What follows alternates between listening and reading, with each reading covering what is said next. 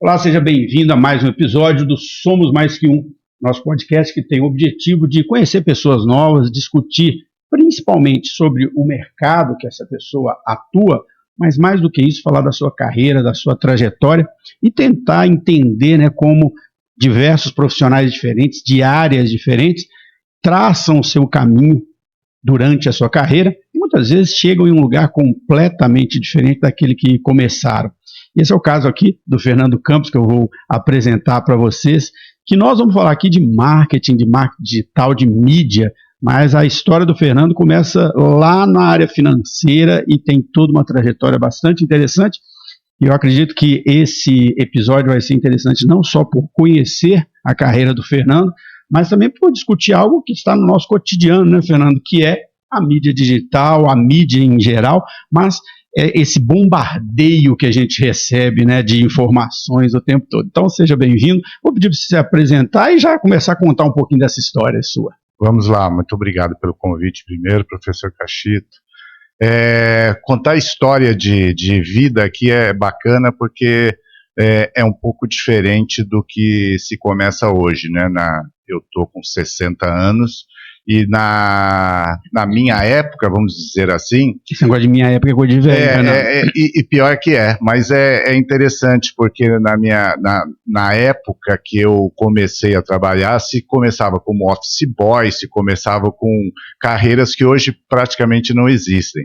E se começava muito cedo, então com 13 para 14 anos eu já estava numa empresa, já estava trabalhando, comecei e logo já fui registrado, então com 14 anos já comecei numa empresa tal, mas colocando a minha carreira de uma forma mais forte, mais ponderada aí no sentido de marketing, eu fui para a Editora Abril em 82, e ali eu tive acesso à mídia impressa, tive acesso à mídia off, como se chama hoje, né? E minha carreira começou lá dentro do departamento financeiro e em seguida, depois de uns 3, 4 anos, eu fui para a área comercial. E aí foi onde eu tive o contato com a área de vendas e ali o bichinho te morde e você fica para a vida toda. E interessante assim, você falou uma coisa que é verdade, a gente começava muito cedo, e tinha meio que um caminho, A gente, em geral, começava como office boy, existia essa função, e eu me lembro que a gente ia para o centro da cidade, Você tinha ali que ir para o banco, pagar conta, pegar fila, você já conhecia os caixas, nossa, é século passado isso, hein? É uma coisa bem antiga. Mas você vai para uma empresa muito grande, que de certa forma, durante muitos anos, junto com outras grandes instituições como o Globo, dominam o mercado de mídia e de produção de conteúdo, durante décadas, Você fala Editora Abril, você fala outras como Globo, e outras grandes redes, você dominava um mercado que hoje quase não existe. Não vou dizer que não existe, mas que diminuiu absurdamente. Mas eu queria que você continuasse contando, assim, nessa sua trajetória, você tem essa primeira grande mudança, na qual você sai da área financeira, mas que você ficou pouco tempo, Fui para a área comercial, como você disse, é um bichinho que morde e nunca mais a gente sai dela. Mas você tem outros momentos que foram fundamentais na sua carreira, Eu queria que você contasse um pouco desses outros momentos. Sim, então, daí eu fui para a área comercial, fiquei durante um período, mas muito novo ainda. Recebi um convite para ir para o Rio de Janeiro, para assumir uma área no Rio de Janeiro. E aí foi um desafio muito grande, porque se fosse colocar, eu não era o mais preparado, e sim, assim, eu tinha muita vontade por algumas deficiências que eu tinha, até culturais, então eu tinha uma vontade muito grande, e na área de vendas isso naquele momento era super importante, depois ficou muito mais técnico, então mudou, você tinha que ter muito uma pegada de vendas técnica, mas antes era muito mais quantas visitas você fazia, como é que você chegava no cliente. E aí eu fui para o Rio de Janeiro, num desafio grande, assumi uma área lá. Se eu tivesse ficado em São Paulo, eu era assim, na fila de pessoas para assumir gerências, para assumir alguma posição acima, eu estava muito longe. E essa possibilidade no Rio até ocorreu porque algumas pessoas foram chamadas e não quiseram. E daí eu falei, é a minha oportunidade. E fui para lá, deu tudo certo, mais ou menos, porque pela minha inexperiência eu sofri muito com equipe, eu não tinha pegado. Você também, além de ter ido para o Rio, que é uma cultura diferente, um jeito diferente de trabalhar, você também assumiu um papel de liderança nesse sentido, né? Exatamente. Então, esse foi o principal desafio, eu acho que foi a parte que mais foi difícil. Você assumir uma equipe sem nenhuma experiência, eu nunca tinha lidado com equipe, eu tinha os meus pares lá, que a gente se ajudava, mas você ser líder e assim, num estado diferente, com cultura diferente, com pessoas com cabeças totalmente diferentes, que eu nunca tinha falado, então você chega e está ali na sua mão, e as coisas eram muito assim. Era uma pegada de você assume aqui, vamos embora, não tem tempo de ficar pensando e falar, não, vamos fazer isso aqui. Não tinha essa preparação. Não, né? E isso durou 3 para 4 anos que eu fiquei por lá. Daí fiquei no Rio por 4 anos e voltei para São Paulo para assumir a área de guias da Editora Abril. Você falou de o que era a Editora Abril em termos de tamanho, em termos de potência. A área de guias era uma coisa, nós não tínhamos nenhuma ferramenta como nós temos hoje, o Waze, qualquer outra coisa, e mundo de aplicativos de turismo. Então a gente se balizava num guia 4 rodas, num guia de ruas de São Paulo, do Rio, guia rodoviário. Tinha guia turístico, Então, assim, tinha de tudo, era uma área super forte, a gente criou projetos bem legais, tinham projetos que a gente colocava em cada caminhão da GM, um guia que mostrava onde tinham todas as concessionárias no Brasil inteiro. Então o cara comprava um caminhão, a frota, o frotista comprava um caminhão, vinha dentro do porta-luva um guia com todas as concessionárias. Então, assim, eram muitas coisas sendo feitas e o mercado era muito forte, o mercado de mídia impressa. Você sabe que isso é engraçado, assim, hoje a gente vai se acostumando tanto com a tecnologia, né? A gente põe num Waze, num Google Maps, para chegar num lugar, e às vezes ele dá aquela pequena travadinha ali de 1 segundo, 2 segundos, aí você fala, porcaria, esse negócio não está funcionando. Aí eu fico lembrando que a gente tinha aquele guia 4 rodas, aquele guia de mapas. Aberto na perna. Aberto na perna, que você pegava debaixo do banco e tinha que ficar procurando a página. E a gente vai se acostumando tanto. Eu acho que isso aí é um assunto que a gente pode buscar lá na frente, depois que a gente terminar essa sua trajetória, de falar um pouco, né, como a gente vai se acostumando com a mídia e não lembra mais como eram as coisas, né? A tecnologia, ela traz muito isso, né? E aí você fica mais de 3 décadas na Abril, fazendo todo esse trabalho, aí de uma hora para outra você resolve empreender. Como que é essa história de do nada ou aconteceu algum momento? Na verdade, como qualquer grande empresa, eu estava lá 14 para 15 anos como executivo ali, com equipe grande. Quando eu voltei para São Paulo e fui para o Guias, para a área de guias da Editora Abril, que foi um momento que eu fiquei, acho que 1 ano e meio, mais ou menos, na área de guias, e depois eu fui para a revista Veja, que era a maior revista de conhecimentos gerais do Brasil, uma revista semanal, com um poder assim gigantesco. E aí eu peguei aquela fase de 94, quando deu a queda Nossa, ela tinha um poder político governo, era muito forte, e foi a primeira revista que deu o processo do Collor, do Pedro Collor, do irmão, né? Que meio que disparou todo o processo. Exatamente. Depois virou o que virou. Mas eu fiquei lá, e numa das mudanças que tinham de gestão e tal, eu não estava tão bem, a gestão que chegou também, a gente não se picou muito, vamos dizer assim, e aí a gente até conversou e eu tinha um objetivo de vir para Ribeirão, eu já estava vindo para Ribeirão por outras coisas pessoais, e aí eu falei, pô, eu acho que Ribeirão é uma praça legal. Eu tinha um incômodo há 29 anos atrás do trânsito de São Paulo. Sim, já era um absurdo. Já era ruim. E eu tinha um incômodo muito grande com isso, falava, nossa, isso aqui não vai dar certo a médio prazo e tal, e vim embora. E vim embora trabalhando um produto da Abril, que era um produto na área de marketing direto, que chamava Datalistas na época, era um produto super inovador. Eles vendiam o banco de dados de assinantes da Abril para você fazer uma ação de marketing direto, que funcionava marketing direto. Sim. Você tinha tanto mala direta, que você funcionava mandava pelo muito correio, que é maravilhoso, você chega na mão da pessoa de forma personalizada, tal, ou e-mail marketing. Então isso foi uma empresa que teve assim um sucesso grande, até o presidente da Abril trouxe o Peter Roosevelt, que era um americano, trouxe de Nova York, ele desenvolveu isso em Nova York, dentro de grandes editoras, e trouxe o cara para implementar isso no Brasil. Imagino que um banco de dados de assinantes da Abril era uma coisa gigantesca, porque só a Veja já era uma coisa absurda.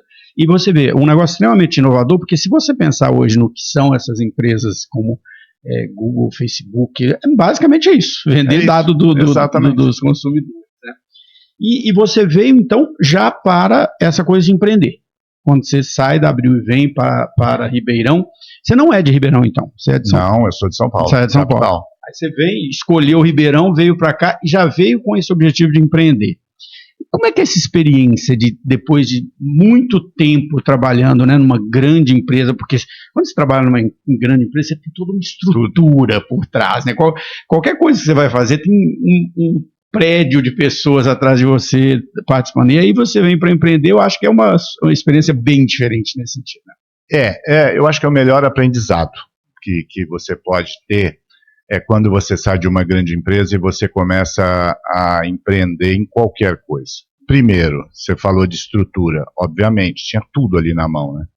E você tinha secretária, você tinha isso e aquilo. Que tem um sobrenome, né, cara? Não, tudo. Um sobrenome. Exatamente, era o Fernando Campos da Abril. Era sempre, ou da Veja, ou da... Isso acontece hoje ainda. Sim. Graças a Deus, a coisa do sobrenome ainda te carrega, porque, queira ou não, as pessoas têm uma coisa assim, o Fernando Campos, tudo bem, dependendo da praça, todo mundo me conhece, sabe os veículos que eu atuo, mas se eu for falar com agro, eu falo em nome de um produto, eu trabalho com Globo Rural, é Fernando Campos da Globo Rural, Fernando Campos da Globo, eu trabalho com TV paga, então da Globo News, da GNT, do Multishow, dependendo de com quem eu esteja tentando falar, é mais fácil você abrir uma porta dessa forma do que falar que é o Fernando Campos de Ribeirão Preto, da F Campos. Por quê? Por mais que você esteja no mercado há muito tempo, isso não dá essa abertura. E aí, eu falava de secretária, falava de estrutura, tudo ali à mão, muitas coisas você não fazia, e daqui a pouco você tem que fazer tudo. Você tem que, desde escrever uma proposta, qualquer coisa tudo bem que eu vim para cá, até a vestimenta mudou tudo, porque eu saí de São Paulo, só usava terno, todo comercial usava terno e gravata, o tempo todo. Aí você chega em Ribeirão Preto, num calor, e eu queria, eu cheguei aqui com 20 ternos no armário, falei, eu não vou jogar fora esse troço, né, eu vou usar. Eu tô com o mesmo problema, meu armário tá cheio de terno que eu nunca usei aqui. Então, aí, no início, eu vou usar, falei, ou eu vou ser diferente, ou isso, mas era um diferente que deixava as pessoas ou intimidadas, ou desconfortáveis, até que em Franca aconteceu uma coisa que foi bem engraçada, e a partir dali eu aboli gravata e paletó. Eu entrei num cliente, era um calçadista muito grande lá, e dono. Eu entrei, ele falou, Fernando, me desculpe, mas eu não vou falar com você dessa forma. Por favor, tira sua gravata, tira seu paletó. Se você não achar, a gente fala outro dia, mas eu não vou falar, porque, cara, tá muito, não faz sentido isso. Não faz sentido. Aí eu falei, porra, legal, pô, bacana, tirei, e não usei mais. Não usei mais. Durante muito tempo ainda usava calça social, sim, camisa dentro da calça e tal. Depois foi. Agora eu fico à vontade e tal, mas é uma mudança que é muito doida, né? Porque você fala, putz, de alguma forma você fala, será que eu estou perdendo minha essência? Sim. Será que... E não é, né? Na verdade é você se adequar ao que você tem na frente, não adianta. A gente é produto do meio que a gente vive, né? Eu tive essa experiência de morar muitos anos em São Paulo também, atuando na área de treinamento e de grandes empresas, atuando como professor de escolas lá, e eu usava terno todo dia, né? Eu tenho a mesma história sua, tem um armário ali cheio de terno. E você se sente, de certa forma, porque o terno, e roupas sociais em geral, ele de certa forma é um símbolo, né? Ele te coloca dentro de um grupo. Isso. Você é aceito por aquele grupo ali. E é difícil quando você faz essa mudança, porque você fez uma mudança também de cidade, mas é de cultura. Parece que São Paulo está aqui, mas a cultura é completamente diferente. Eu tive uma experiência durante a minha vida profissional de morar no Rio Grande do Sul, morar, né, em Belém, morar no Rio durante um tempo. São Brasis, né? Não é um Brasil só. São Brasis completamente diferentes. E a gente meio que tem que se adequar a esse meio que a gente vive, porque senão é o que você falou, né? As pessoas se sentem desconfortáveis com você. Parece que você não faz parte daquele grupo. E na área comercial é o que você menos precisa deixar o cara desconfortável.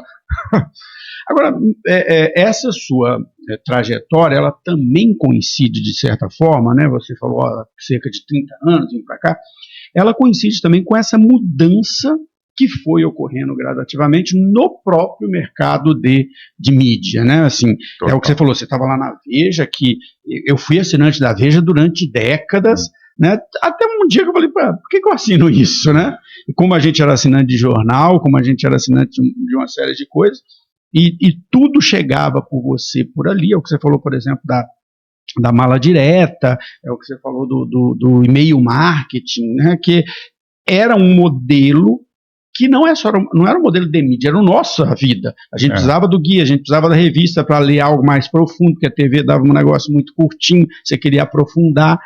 E de uma hora para outra, não vou dizer de uma hora para outra, mas no decorrer dessas duas últimas décadas, principalmente, isso foi, por causa da tecnologia, mudando, e essa sua mudança de carreira coincide também um pouco com isso, né? Imagino que você passou por muitos aprendizados, né? E aí eu queria entrar um pouco nesse tema do nosso bate-papo, pegando essa sua história. Como que foi essa transição, e como está sendo, né? Não é que como foi, como está sendo essa transição? Você vê que hoje tem mais dificuldades, mais facilidades. Como é atuar no mercado de mídia nesse momento? Na verdade, você se transformando a cada instante. O mercado, você falou aí, 2 décadas, o mercado de jornal, revistas, de uma mídia impressa, se falar no todo. Como acontece no mundo também, mas no Brasil, a gente, quando chega alguma coisa nova, a gente tende a matar o velho. Isso é muito ruim, porque não estava tudo errado, até porque ele viveu durante muito tempo muito bem. E também não estava tudo certo, senão não estava tendo uma transição. Tudo bem que entra tecnologia, entra inovação, entra formas de facilitar a vida das pessoas, que eu questiono muito, que as pessoas falam, o digital trouxe tudo de uma forma muito mais fácil. Mas ninguém lê um articulista como tinha na Veja, como você falou, na Exame, na Quatro Rodas, na própria Playboy, né? A entrevista que tinha na Playboy não tinha lugar nenhum naquele nível de profundidade. Que falava de tudo, de todo tipo de contexto, não tinha lugar nenhum. E hoje você não tem mais isso. Você tem uma entrevista em TV, ou em rádio, ou podcast, você tem coisas, mas você, na maioria, quando tem uma pegada muito bacana, o cara tem que pagar e ninguém quer pagar, então você pega uma parcela muito pequena das pessoas que estão dispostas a investir para ter uma informação boa. Sim. O que vem acontecendo é que, assim, você vê um monte de gente se balizando por WhatsApp, por rede social, só pelo título da matéria. Exatamente. Então, assim, hoje a internet, e isso é uma verdade, a gente acorda de manhã e entra lá no UOL, Terra, G1, Globo.com, qualquer um desses aí, na hora que você bate ali, você sabe o que está acontecendo. Mas qual a quanto está se aprofundando no desenrolar daquilo. Ontem mesmo a gente estava, essa semana aqui foi uma semana de Trump. Só se falou Trump. Um impacto global absurdo. Então, assim, eu estava falando com algumas pessoas de São Paulo e a gente falando sobre uma série de coisas e caía nisso, tal, e são empresários falando. E assim, falando, o Brasil, putz, legal que deu. Não é legal, mas assim, de alguma menos forma. Mal. Eu lendo o jornal Valor Econômico e um articulista, ele falando do negócio. As pessoas estão preocupadas, enquanto vai ser isso, a gente tem que se preocupar como vai ser a briga dos Estados Unidos com a China.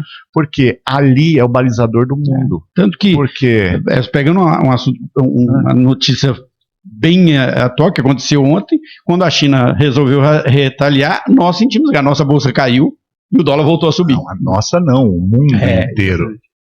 Tiveram bolsas que foram 5%. Que isso é uma coisa descomunal, isso não existe. Quando você fala, tem um movimento ali, aqui, ou na Ásia. -1. Mas quando você fala o mundo inteiro teve esse movimento, aí a coisa fica muito pior. E eu vejo, Fernando, exatamente isso. Assim, a gente não pode nunca criticar o que existia, nem o que é novo, né? A gente tem, como profissionais, nós temos que estar sempre aberto ao novo, né?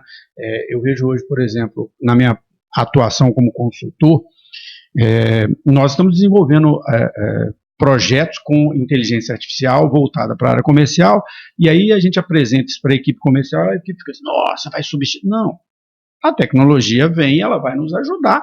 Como há 30 anos você não tinha celular, hoje você tem, e vai, mas é o que você falou, assim, matar o que existia, né, porque ainda tem uma outra questão, é o seguinte, hoje, com o aumento da expectativa de vida, nós temos muitas gerações, ainda existem muitas gerações, né? Você é um cara de 60 anos novo, né? Então você ainda tem aquela coisa de querer aprofundar, de ler de uma forma diferente, então você não pode acabar.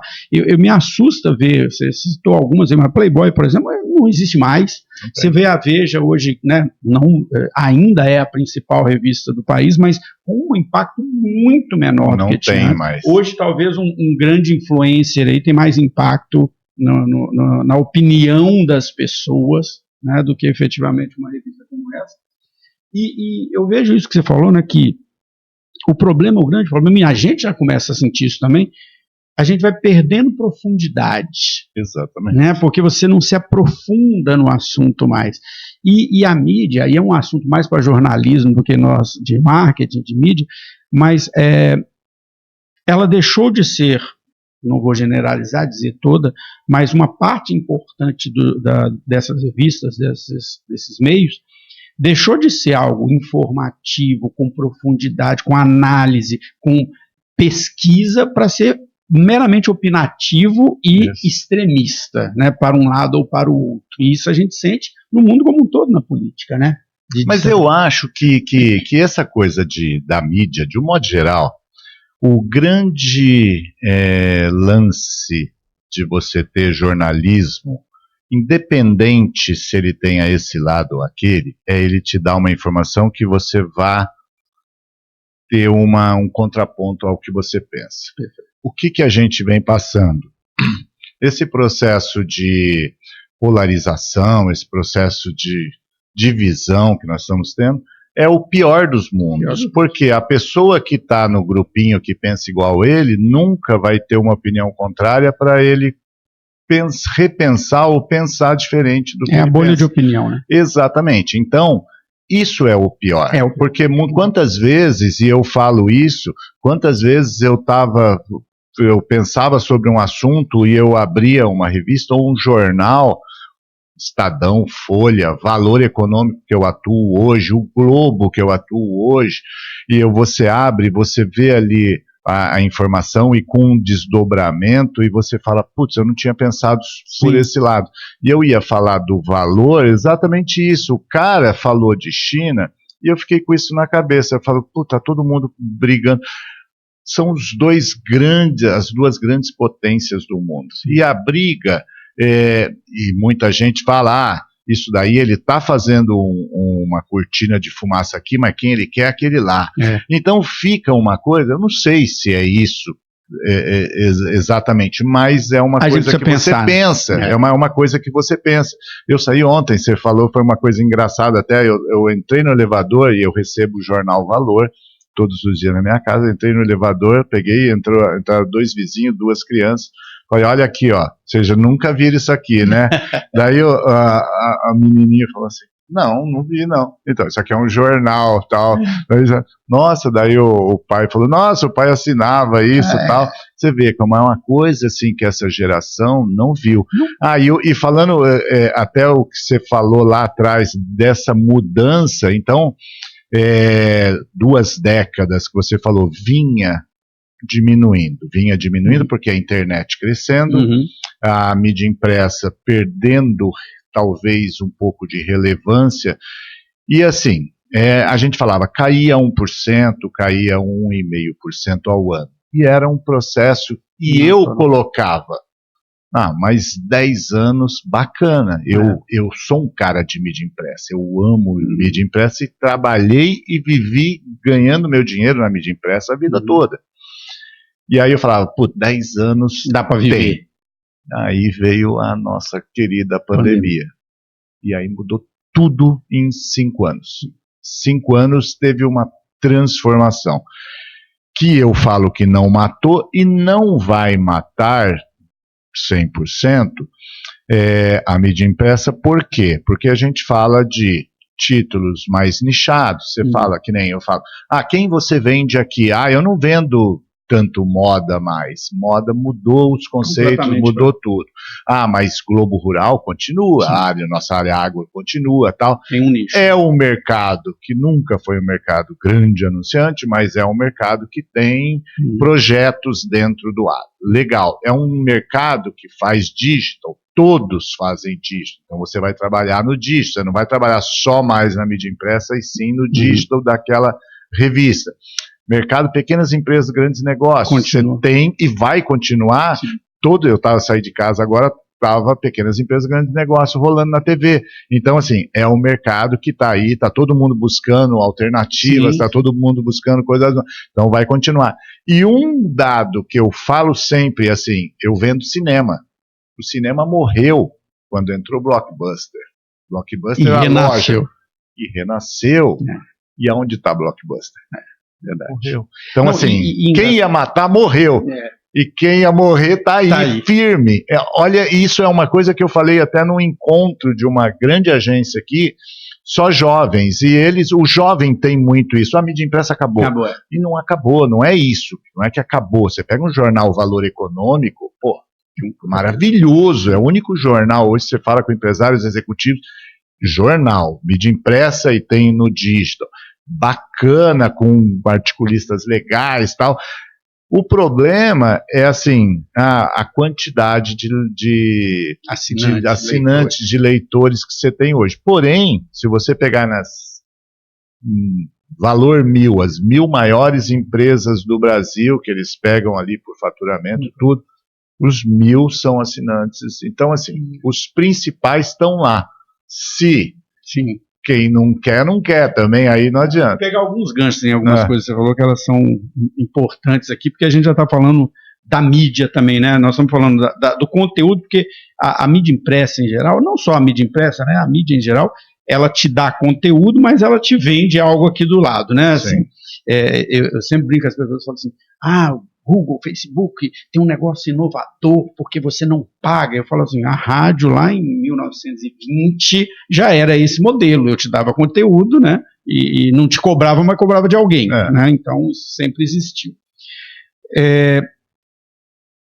A mídia impressa, no início, né, ela sofreu muito com um problema que é inerente a ela, que é a falta de rapidez. Né? A internet, assim, aconteceu agora está aqui. Né? A mídia impressa, ela precisa de alguém escrever isso, ir lá para a gráfica, imprimir, e você só vai saber isso no outro dia. Então, ela sempre, assim, o jornal, que tinha esse papel de dar notícia imediata, ele foi muito rapidamente substituído pela internet. Mas as revistas que te davam a profundidade, elas ainda, né, continuaram aí durante um tempo mais fortes, mas depois também gradativamente foram perdendo. Mas isso que você falou, né, de ter o conteúdo com pontos. O Heródoto Barbeiro falava um negócio que eu adorava, que ele falava assim: agora o outro lado. Né? Eu tenho que te dar a notícia de um lado, mas agora eu tenho que te dar o outro lado. Né? A notícia é isso, né? E a internet muitas vezes carece disso, que é o que você falou. Você tem um articulista que fala A e você tem um outro que fala B. E você vai ler as duas no mesmo jornal. Isso é o legal. Isso é o legal. Isso é a coisa que me faz entender o conteúdo que está sendo falado. Outra coisa que eu acho que você falou aí que é muito legal é assim, teve uma transição muito rápida, porque se eu não estava saindo de casa, como é que eu ia fazer as coisas, né? E acho que isso aí foi um impacto, nós podemos falar disso, mas um impacto geral em toda a vida de todo mundo, né? Mas, mais do que isso, né, assim, isso aconteceu no varejo. Por que grandes redes de varejo passaram por crises muito fortes? Uma Casas Bahia, uma Ponto Frio. Porque eles eram do mercado de tijolo, né? E tentaram migrar para o digital, para o e-commerce, e não sabiam fazer aquilo. Sim. E aí vem uma Mercado Livre que já nasceu aqui, ele sabe fazer isso. Ele já nasceu aqui.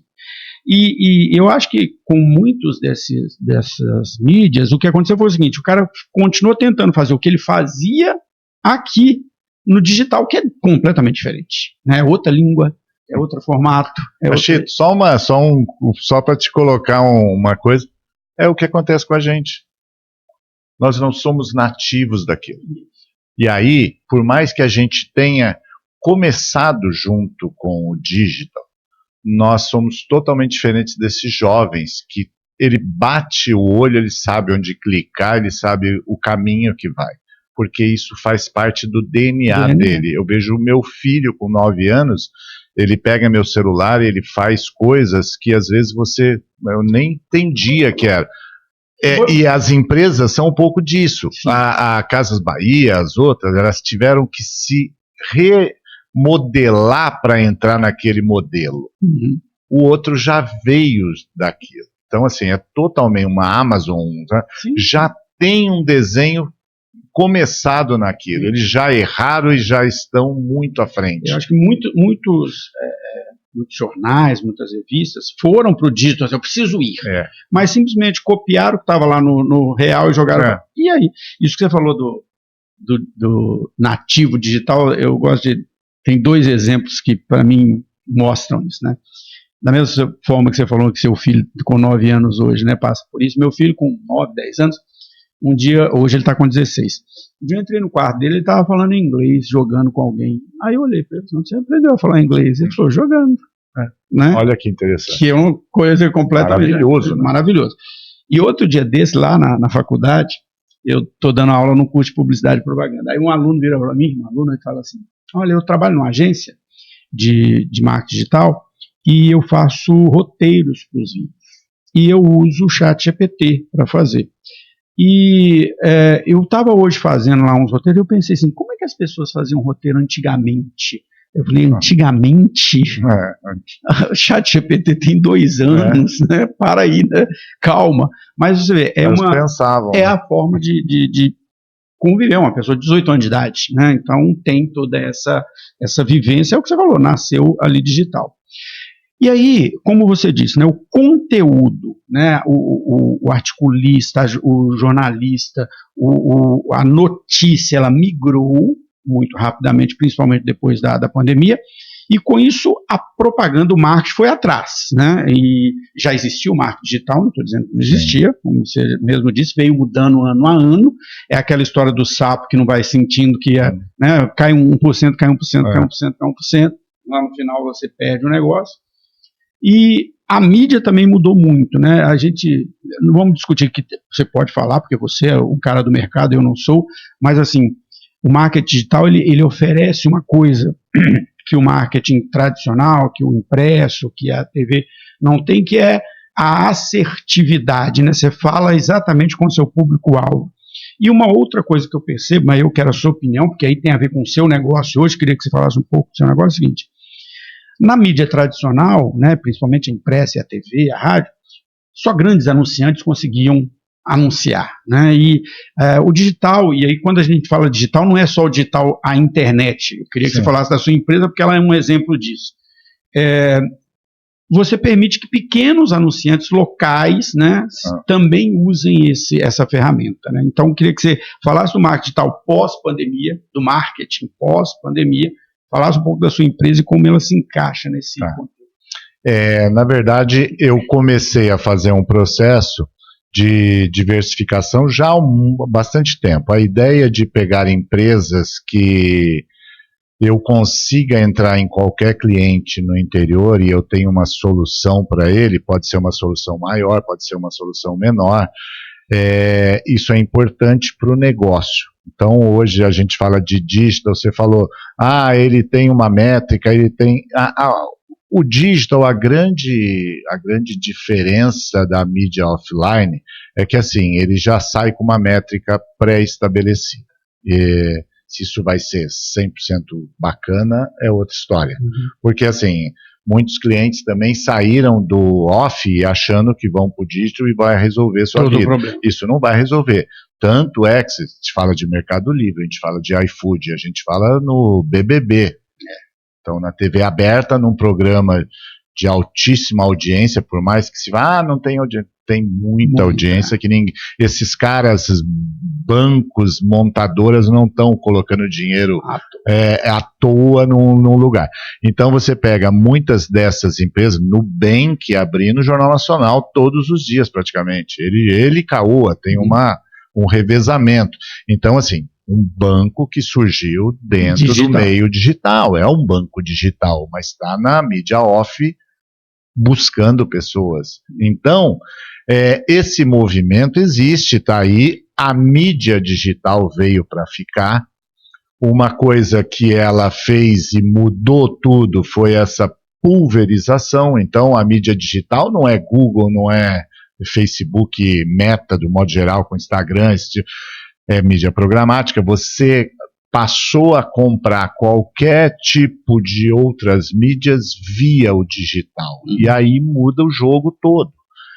Agências de propaganda que antes tinham remunerações muito mais atrativas no mundo off, daqui a pouco virou a chave para o digital, e aí muitas morreram, né? Ter a estrutura, porém, o que entra de dinheiro é muito menor. Muitas morreram por causa disso, né? Um monte. Você pegar em São Paulo, fusões de grandes agências se juntaram porque o negócio não ficou interessante. É que era muito mais dinheiro. Era muito mais dinheiro, não. Na verdade, não era muito mais, era o mesmo dinheiro dividido por poucos. Daqui a pouco você pega o mesmo dinheiro dividido por muitos. Como eram grandes anunciantes, você tinha que ter grandes agências com uma estrutura muito grande para fazer TV, para fazer revista, para fazer tudo, né? E aí, é o que você falou, isso eu acompanhei um pouco, porque em São Paulo eu tinha muitos amigos publicitários que atuavam em agência ou eram donos de agência, e que eu vi, assim, foram sendo dizimados, né? Porque as médias morreram, as grandes se fundiram e o mercado se concentrou, porque realmente era outro modelo, né? Então, com isso, eu tenho já mais de 20 anos TV paga, que é Globo News, GNT, Multishow e tal. O que aconteceu com esse meio? O streaming veio também e começou a brigar. E é uma briga muito complicada, porque quem vê esse tipo de canal, quem assiste filme, quem vê jornalismo e tal, ele pode ter um streaming e ele vê na hora que quer tal. Tudo bem, a Globo lançou o Globoplay para brigar com isso daí. E está voando, eles estão investindo um mundo de dinheiro nisso e está muito bem. Mas é um negócio que, assim, veio para brigar. revista, Globo, editora Globo, que eu atuo hoje. Você pega o que eu vendo hoje, nós estamos com o projeto AgriShow, por exemplo, tem um evento, grande evento. Eu estou vendendo página na revista, digital, influenciador. É um pacote, né? Influenciador, tudo num único pacote. Podcast dentro da feira que nós vamos fazer, com o diretor de redação, entrevistando o dono da empresa X, e vai ali falar das novidades. Pô, é isso, não é mais multimídia, um produto. É assim, você, num único produto, você coloca 6, 7 meios de falar com aquele público. Você tem na programática, você tem um produto que você fala antes do cara ir para a feira, você fala com ele durante a feira e você vai impactar ele depois da feira. Então, assim, putz, mas você consegue fazer isso no digital. Daí você pega cinema, e é uma outra área, mas hello também. Mas quando a gente fala o que a gente vendia e o que a gente vende, eu lembro, há 10, 12 anos atrás, a gente fazia uma revista para AgriShow. Só para circular na AgriShow. Então a gente fazia uma revista tipo a Globo Rural, vendia lá tantas páginas, tinha um editorial lá da Globo Rural, que eles faziam, os jornalistas, e a gente vendia pouco antes de começar a feira, então os caras colocavam ali seus anúncios, a prefeitura que colocava, a AgriShow, beleza, e chegava lá, distribuía lá e beleza, funcionava. Hoje, nem pensar isso. Você sabe, de certa forma, só pegando ganchos aqui no que você está falando, a palavra mídia, na verdade, significa meio, né? Então, quando a gente usava essa palavra antes, você foi do impresso muitos anos, era um meio, né? Você tinha o impresso. O que você está falando agora é o seguinte, a publicidade, o marketing, né, a conversa com o cliente, ela ficou realmente por várias mídias. Você fala com ele no físico, na revista Globo Rural, mas você tem que falar com ele num podcast, você tem que falar com ele nesse podcast que ele vai ouvir no carro, você tem que falar com ele no Instagram, você tem que usar um influencer, né? Então, realmente são meios diferentes, são mídias diferentes para chegar. Rapidamente, aí você falou de duas coisas que eu queria resgatar elas aqui. Você falou assim que o out of home, né, é outra coisa, né, outro caminho. Então, que não é um conceito tão normal, as pessoas não conhecem em geral. Teve um outro que você falou também, esse é um pouco diferente.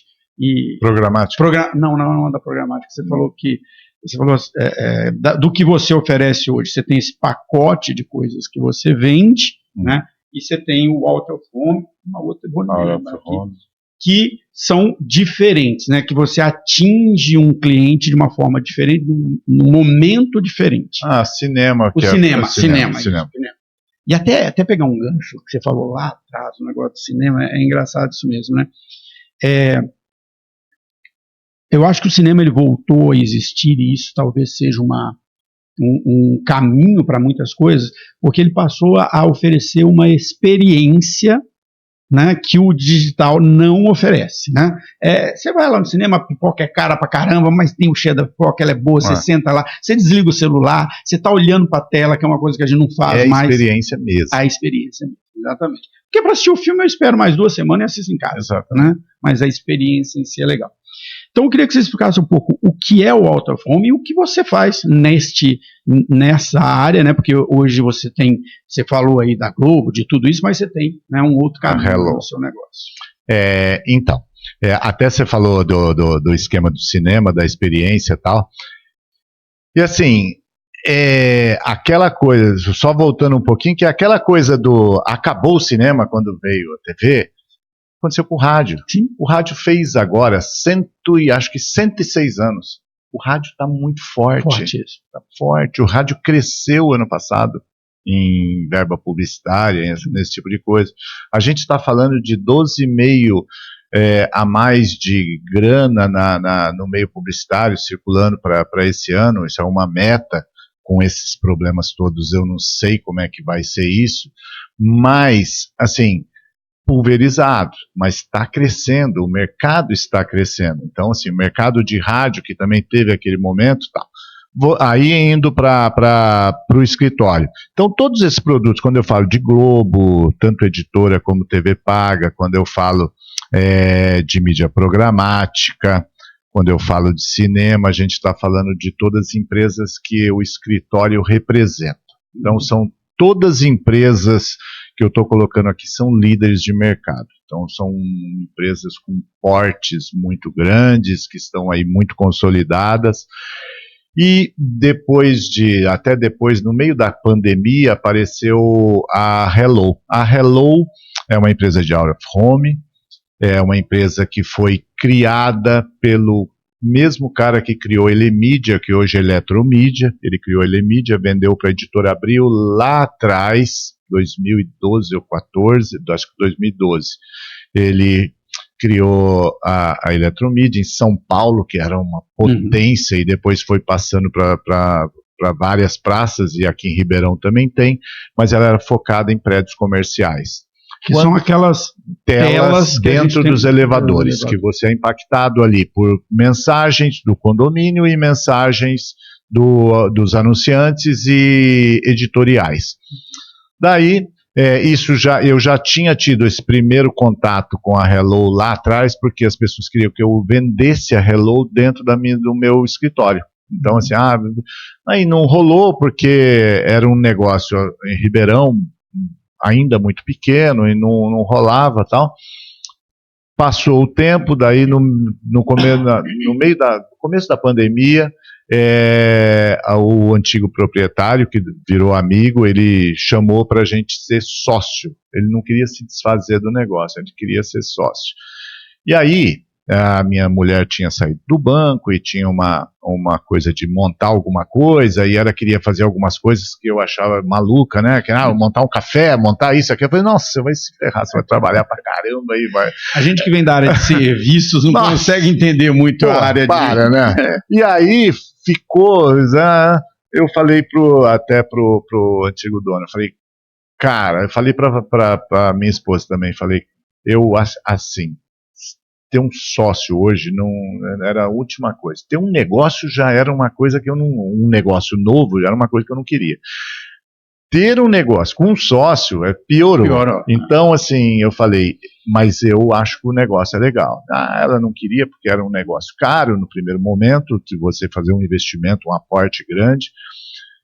Não queria porque estava numa outra pegada já. Eu tô mais para não querer do que para querer.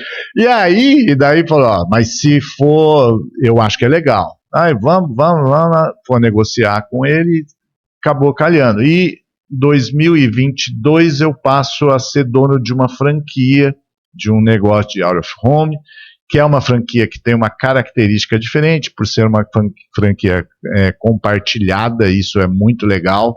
É um modelo de negócio muito legal, que eu tenho as telas 134, essa semana 138 telas aqui em Ribeirão, em prédios residenciais, classe AB, prédios muito bem localizados.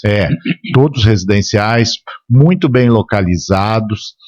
E eu vendo aqui para o mercado de Ribeirão, ou de qualquer mercado que queira falar com o público de Ribeirão, o cara compra aqui, eu tenho Faculdade Franca, que anuncia, e assim, do Brasil inteiro. E eu vendo Belo Horizonte para o cara de lá, o cara de lá vende para cá, então todo mundo... Tem uma equipe comercial, né? Eu não tenho, que nem a grande campanha de Boticário, que eu estaria fora, porque eu não estou lá dentro vendendo, o cara de lá vende e põe nas minhas telas. Então você acaba rentabilizando por várias frentes. Legal. Você não fica com uma única força de venda sua, vendendo o seu negócio. E com uma limitação geográfica. Exatamente. Né? Não, você vende no Brasil inteiro. E assim, todas as grandes campanhas que saem, a gente entra na nossa tela. Mas uma mudança geral. Por quê? Você tem um negócio. Meu escritório, que era um bonitinho, bacana, tudo certinho, né? Escritório de publicidade. Apesar que eu não recebo ninguém e tal, mas tudo bacaninha. Daí hoje tem tela para todo lado, tem cabo. O técnico vai lá, ele faz o comissionamento, que chama da tela ali no balcão, não é o balcão, é uma mesa. Ele faz tudo ali, virou uma bagunça. Mas porque o negócio é esse, o negócio tem uma parte física, né? A parte física gigante e de compra de tela e de manutenção de tela e de troca de tela e de um monte de equipamentos, porque você pega, imagina você pôr a tela dentro de um elevador, o tanto de fio que você precisa para passar no prédio, tudo na parte de baixo, no -1, -2, você tem que fazer um circo para você pra colocar aquilo para 2, 3 telas. Para funcionar. Você precisa pedir uma internet que o cara vai colocar lá num lugar determinado para que o cara puxe e gaste menos fio e tal. Então, assim, virou um circo. É um negócio que vem crescendo muito. Até essa semana aconteceu uma coisa interessante, que aí tem o copo meio cheio, tem o copo vazio. Um amigo meu me falou da Eletromídia. A Eletromídia, aqui em Ribeirão, ela tem uma pegada muito forte. A Eletromídia deve fazer bons investimentos aqui em Ribeirão. Daí falou, putz, isso assim, é o seu concorrente. Isso. Falei, cara, assim, obviamente, ele está pegando um espaço, talvez, que eu gostaria de pegar, mas eu não tenho a força. Mas eles estão investindo aqui. Quem comprou a Eletromídia? Globo. Globo comprou a Eletromídia. Então eles vêm com investimento forte, não aqui em Ribeirão, mas no Brasil inteiro. Então, assim, quando a Globo comprou a Eletromídia, eu falei, pô, que legal, eu tô num negócio que vai crescer. Exatamente, eu adquiri um negócio que eles estão enxergando igual a mim. Se eu errar, eu errei junto com eles. Eu errei igual a Globo, eu não estou errando sozinho, né? Eu acho que tem de tudo que você falou, eu estou aprendendo sobre isso aqui com você, porque eu acho que é isso que é legal do podcast, que a gente vai aprendendo. Se você pensar, né, você falou sobre o cinema renascer, e a gente falou que o cinema é uma experiência. Você falou do rádio crescendo, e posso estar muito enganado, mas vou dar minha opinião sobre o que faz o rádio crescer. Você saiu há 30 anos de São Paulo por causa do trânsito que a gente já passava, né? Nessa época eu morava em São Paulo também, a gente já passava 2, 3 horas no trânsito, hoje passa 4, 5. Ribeirão, não sei se você está percebendo, não está dando para andar mais, né? Eu falo que eu moro em Ribeirão há 5 anos e toda essa região aqui, Guaporé, Olhos d'Água, não existia há 5 anos. E as avenidas não estão preparadas para todo esse trânsito, né? Não faz nada. Então a gente está ficando mais tempo no carro, e o que você ouve no carro? Rádio, né? Então, mais uma vez, é a questão da experiência do momento. E a Eletromídia, né, por ela estar nos elevadores, nos prédios, é um momento também que não dá para a pessoa fugir, ela tem que entrar no elevador por 30 segundos, 1 minuto que ela esteja ali, mas ela tem que entrar no elevador, o celular provavelmente não vai pegar por causa do sinal, e ele tem que olhar para uma tela, né, que ele está tão acostumado com a tela. Então, de certa forma, é um negócio que reflete essa tendência de que você tem que buscar falar com a pessoa nos momentos em que ela vai te dar atenção, né? Porque a atenção da gente está muito dividida em muitas coisas diferentes. Então, acho que é um negócio que está muito alinhado com isso. Você falou uma coisa interessante, a Hello tem até um slogan. A gente fala com as pessoas onde elas querem estar.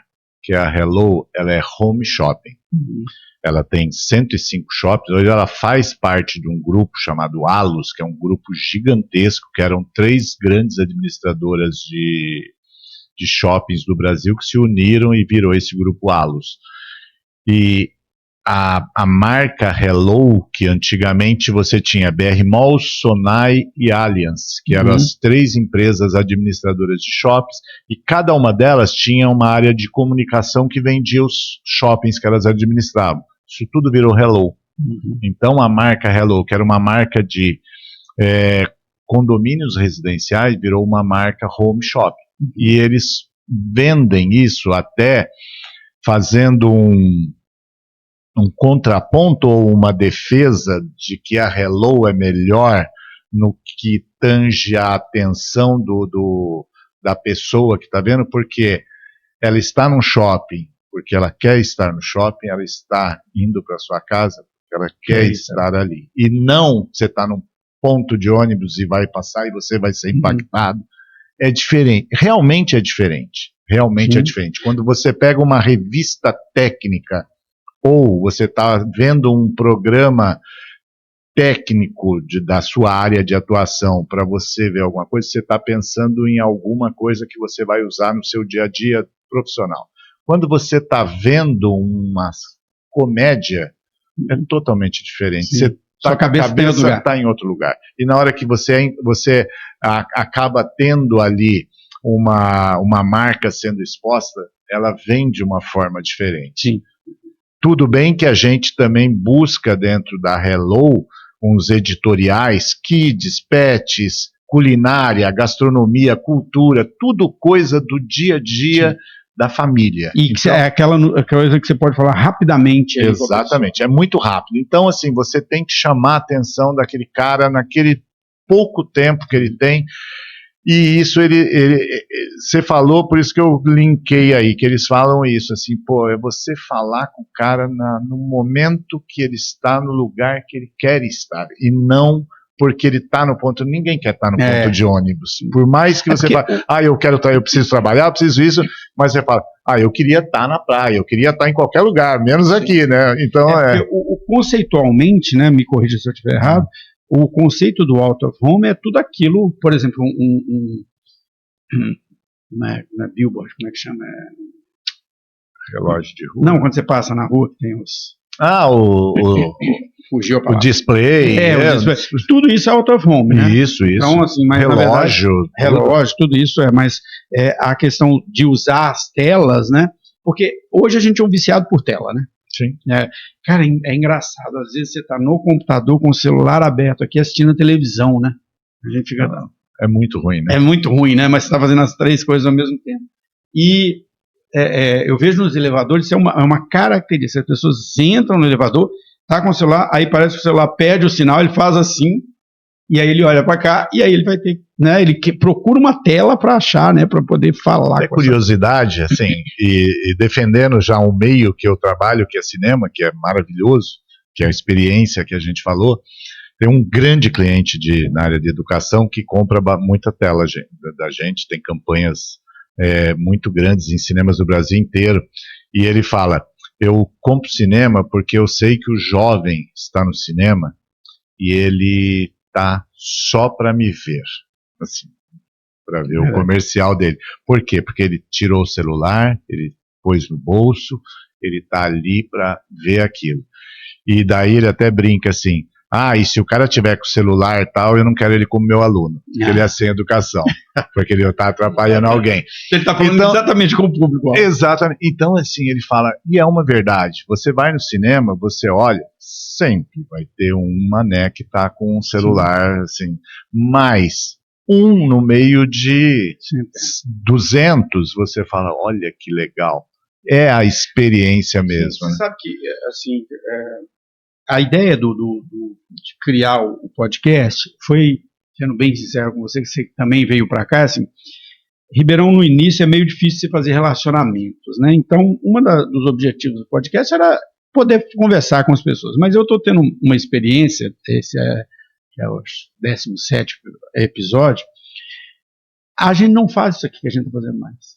Nós nos encontramos pelo menos 2 vezes por semana na faculdade, mas você está no celular, eu estou no celular, a gente às vezes brinca uma coisa com o outro, comenta uma coisa, mas cada um está no seu celular, ou está ali no computador fazendo alguma coisa, ou está preparando, e a gente não conversa.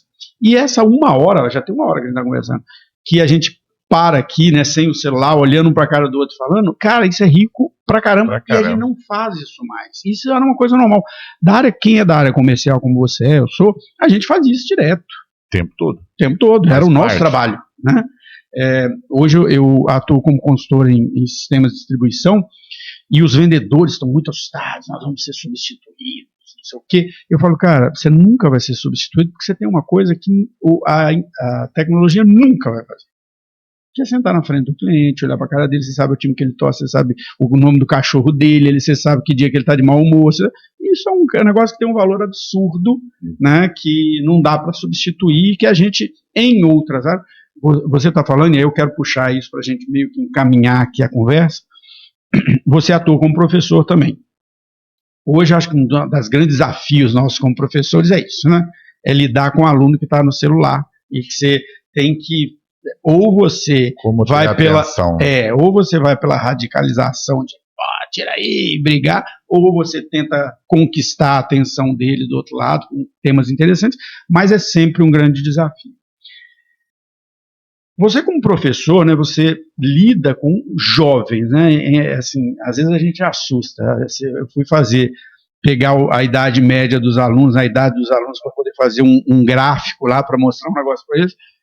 A idade média é 22 anos, né, média. Então, eu peguei lá na turma do terceiro de marketing, era 23, 24. Então assim, assustador. E é o que você falou, pessoas que nasceram num mundo completamente diferente, têm uma visão de mundo muito diferente. O que você, sendo um profissional de muitas décadas desse mercado e tendo se atualizado constantemente, é o que você falou, né? Fui para um negócio que a Globo veio também, então quer dizer, estou no caminho certo. O que você vê nos próximos anos? Qual é a grande mudança que você espera nesse mercado nos próximos anos? Olha, assim, é bem difícil e a gente busca muita informação. Eu estive há 3 semanas em Florianópolis, numa convenção de programática. Semana passada eu estava na Globo, na parte de mídia impressa, não, né, na editora Globo, que tem tudo. E estou indo essa semana para cinema. E tudo que se fala é como vai ser para frente, o que vai... Bolinha de cristal, como é que a gente... todo mundo tem um olhar aí do que vai ser. Readequação e assim, você falou da parte, muita gente está questionando que vai perder emprego, vai isso. Nós vivemos isso, histórica, revolução industrial, automação, eu lembro como se fosse hoje, eu estava já trabalhando na parte de metalurgia, você falava do ABCD lá das automobilísticas, que a automação vai acabar, uma máquina que faz 30 soldas em segundos, tira 7 caras do que faziam a solda. Mas é o que é. Se você quer ser competitivo, você não consegue ser o consultor. Você é um computador hoje, não tem como. Você não consegue com um sistema X, Y. Não tem jeito. Ou você se adequa a isso e vai. Cada dia vem algo novo. Cada dia. Eu vejo muito no digital. A gente fala que assim, é a mesma coisa que era lá no passado. Teoricamente sim, mas com facilidades gigantescas. Hoje você aperta 2 botões, tudo aparece na sua tela. A gente falou de chat GPT, nós estamos falando que a Apple comprou o negócio.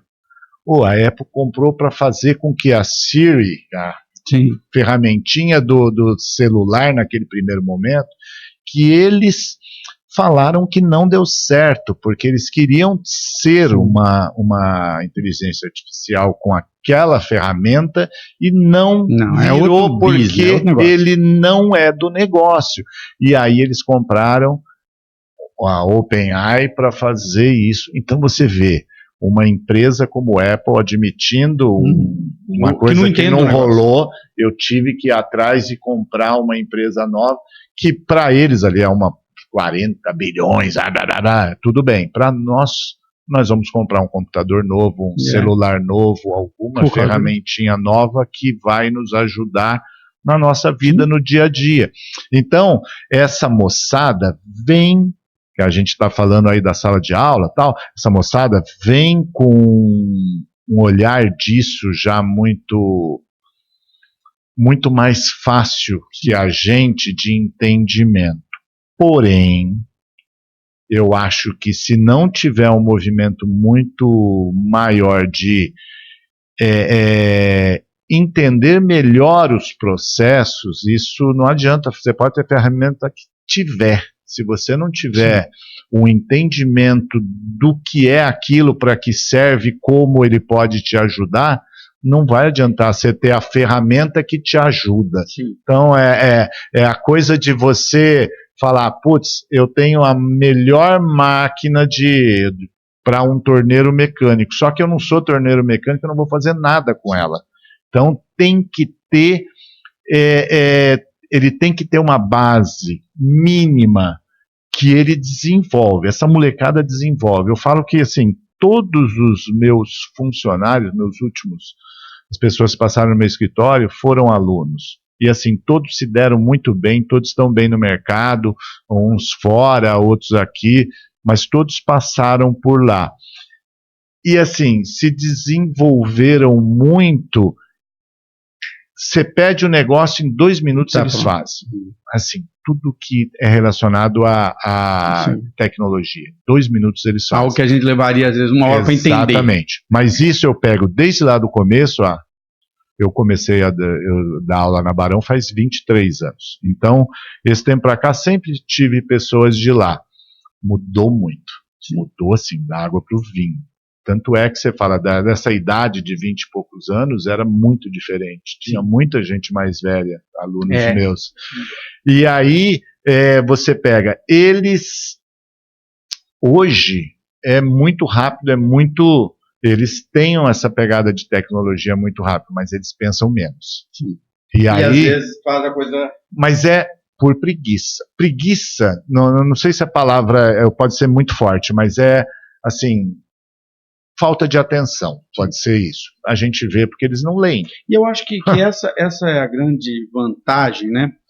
Hoje, numa das entrevistas que eu vou fazer aqui, nós vamos falar sobre essa questão de várias gerações no ambiente de trabalho, uma pessoa de RH.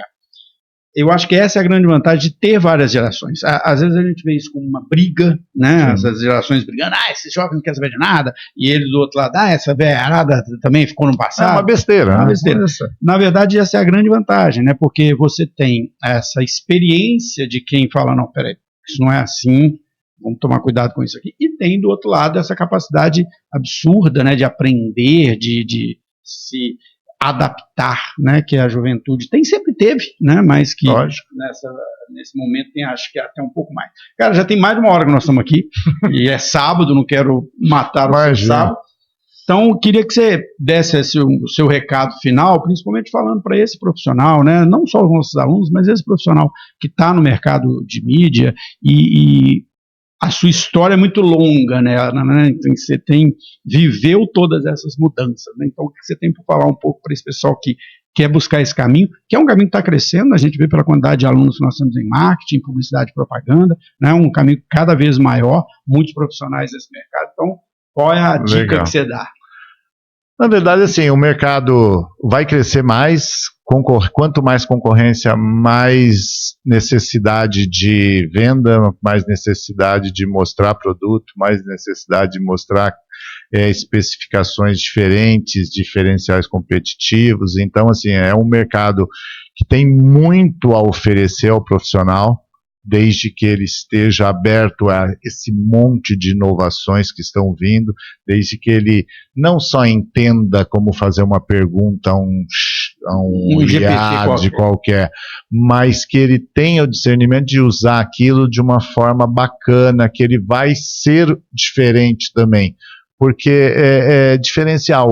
A gente pega nos alunos, você pega, sempre tem 2, 3 que se destacam, tal. Esses caras fazem diferente. É o fazer diferente. Essa é a diferença que está aí, não só na área de mídia, de marketing, de publicidade, mas em qualquer outra. Isso não é uma novidade. Não, isso sempre foi, mas hoje, pela rapidez, né? O cara, você falou de influenciador, influenciador, tem um caminhão de influenciadores aí, todo mundo acha que é influenciador em alguma coisa. Só que assim, aquele cara que vai, faz e é diferente, ele vira um cara de sucesso. É isso, é ser diferente. Assim, o influenciador é engraçado nesse sentido, né? Só pegar um gancho, desculpa cortar você e deixar você falar.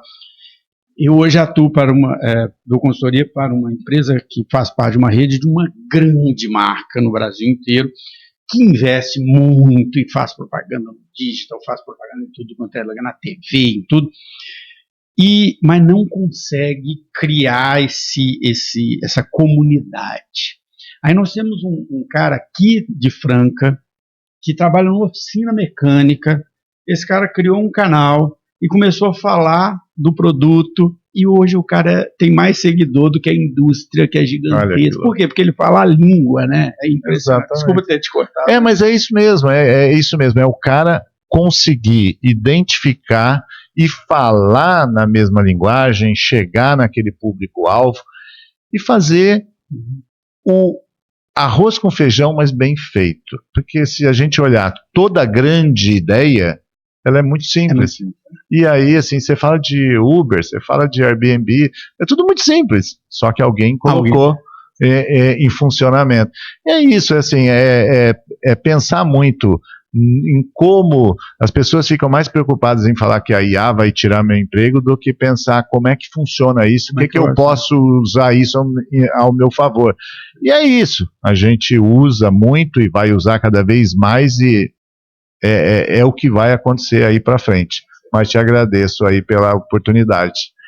Bom, é mais um papo muito legal, bem diferente, né? Eu tenho feito aqui, Fernando, muito papo com o pessoal de RH, porque sempre a gente vai falar de carreira e tudo mais, mas é muito legal trazer pessoas de outras áreas, porque a gente vê como cada área tem uma característica, né? Todas elas estão sendo impactadas por mudanças não só tecnológicas, a gente fala das mudanças tecnológicas, mas tem uma mudança social muito forte acontecendo nos últimos anos, famílias menores, né?